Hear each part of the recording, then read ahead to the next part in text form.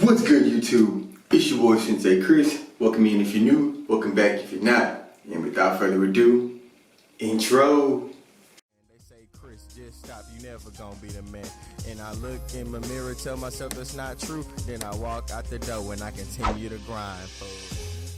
Alright, family, I stand here before you today because it has been a couple days over 2 weeks and I am at that point where I gotta do something to my hair. I can't just keep spraying tea tree oil on it and hoping for the best.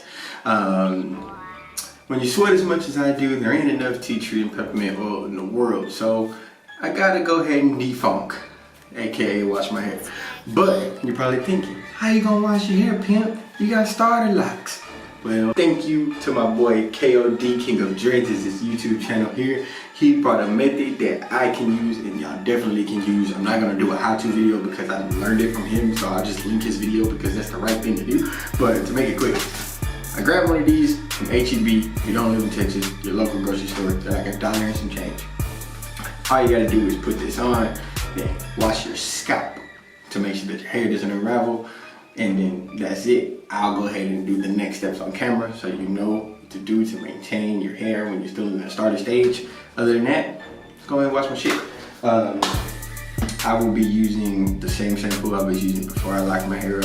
Dreadlock shampoos are a thing, but at the end of the day, it's still hair. So if you want to get some dreadlock shampoo, do your thing. I ain't knocking it, but I'm just using what I was already using. So here we go.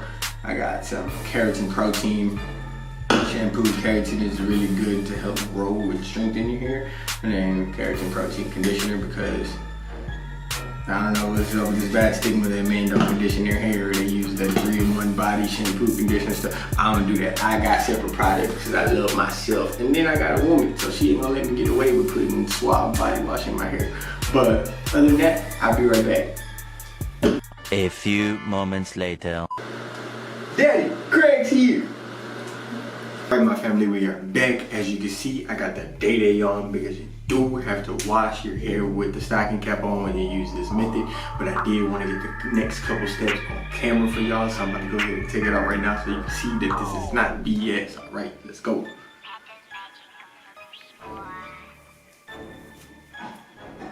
As you can see, nothing unraveled.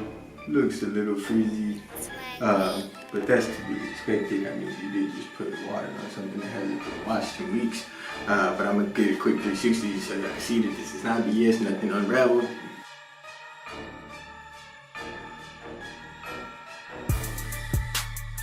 Okay, but the thing about the next part is some people might completely skip this step. It's moisturizing. Contrary to belief, water does not moisturize your hair or your scalp or anything. It locks in moisture. So you want to get you a product to moisturize. So I talked about this in one of my first videos. Link was in the description, so I'll go ahead and do that again.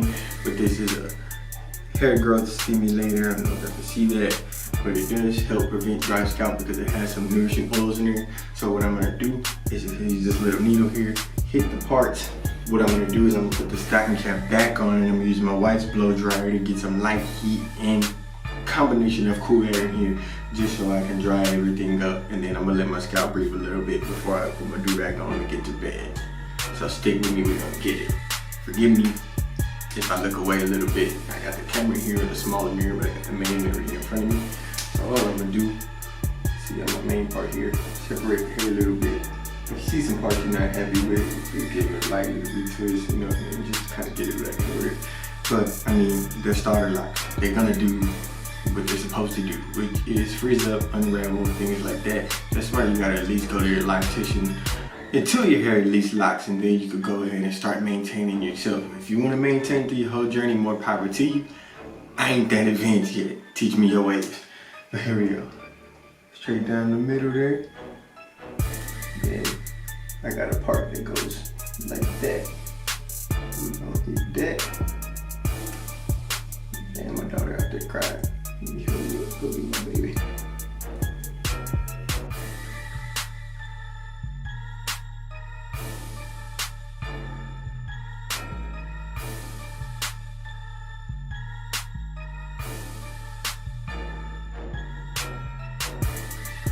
So for the next part, I'm gonna go ahead and put the stocking cap back on to kind of bake those nourishing oils in there a little bit and make sure my hair doesn't unravel.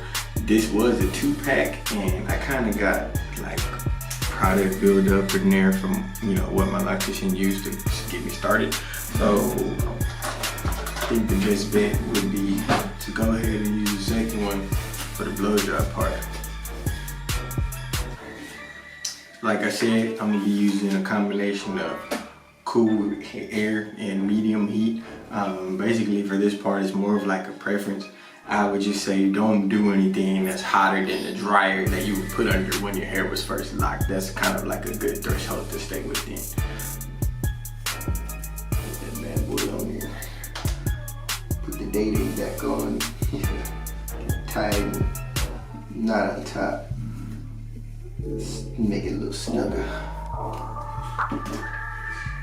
Don't roast me. It's my wife.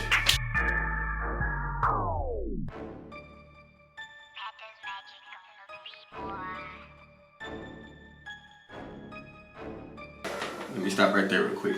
I know y'all saw me kind of running my fingers in there through again. What I'm trying to do is get my lock back to the original position of where they were supposed to be laying, because when you heat it up, it's kind of going to solidify a little bit and maintain that position. So if you got to sweat back, it's going to be hard to kind of get that thing to fall when you take your stocking cap off in the morning to go ahead and get your day started. So go ahead and just kind of run it.